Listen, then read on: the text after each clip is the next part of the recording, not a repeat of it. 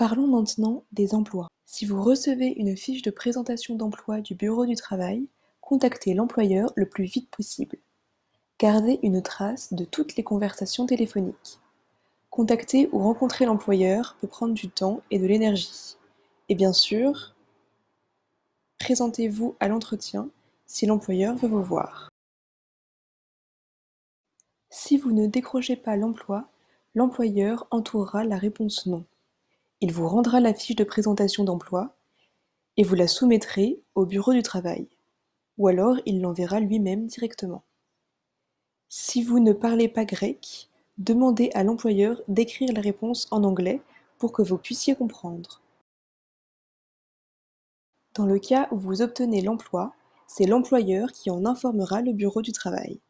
Il vous demandera ensuite une copie de vos documents et de signer un contrat. Il devra envoyer ces documents au bureau du travail pour examination afin d'obtenir le permis de travail qui permettra de vous embaucher. Cette procédure dure environ 2 mois. Une fois qu'elle est complète, si l'employeur obtient le permis, le contrat que vous aurez déjà signé sera officiellement validé par le bureau du travail comme attestation que vous êtes finalement autorisé à travailler pour cet employeur. Dès que cela arrive, l'employeur devra s'inscrire à l'assurance sociale. Si l'employeur vous demande de vous présenter pour le travail, c'est un signe que vous pouvez sans doute travailler sur ce lieu de travail. Demandez votre contrat d'embauche afin de confirmer cette hypothèse. Et ne commencez pas à travailler sans avoir une copie de votre contrat. Demandez à l'employeur votre numéro de sécurité sociale. Ainsi, vous serez sûr que l'employeur paye vos cotisations. Dans le contrat, vous trouverez votre salaire brut. Il s'agit du salaire avant la déduction des taxes et contributions. Vous verrez que le salaire que vous recevrez sera déduit de 10,95%. Cette déduction correspond à vos cotisations sociales. Avec cette déduction, le salaire est net. Le salaire net est donc le salaire après la déduction. Les cotisations sociales, qu'est-ce que c'est? C'est lorsqu'une personne travaille légalement, elle doit payer ses cotisations au régime de la sécurité sociale. Ce régime est une protection pour des occasions, des situations de la vie qui nous empêchent de continuer à travailler. Cela concerne les congés maternité, les arrêts maladie ou encore d'autres situations qui nous obligent à arrêter le travail de manière temporaire ou même parfois permanente. Gardez à l'esprit que les demandeurs d'asile ne bénéficient pas de tous les avantages sociaux. Que se passe-t-il lorsque vous tombez malade?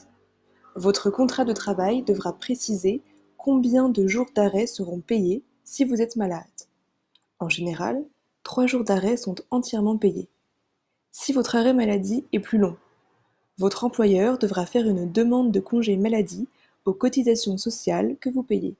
Dans le cas où, pour n'importe quelle raison, vous perdez votre emploi, demandez à votre employeur de vous fournir une lettre de licenciement, de préférence en précisant les motifs du licenciement.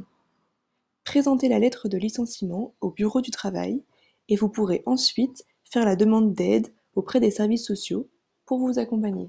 Le bureau du travail pourra vous proposer des emplois qui ne correspondent pas tout à fait à votre formation ni à vos compétences. Malheureusement, vous ne pouvez pas vous permettre de refuser un tel emploi. Si vous refusez de prendre jusqu'à 2 emplois proposés par le bureau du travail, vous risquez d'être déclaré comme volontairement au chômage et votre dossier sera fermé. Par conséquent, votre dossier aux services sociaux sera aussi fermé et vous perdrez vos aides. Dans certains cas, vous n'aurez pas besoin de vous inscrire au bureau du travail.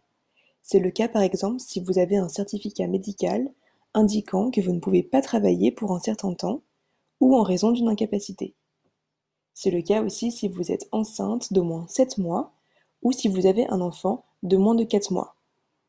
Si vous travaillez déjà, vous n'aurez bien sûr pas besoin de vous inscrire au bureau du travail.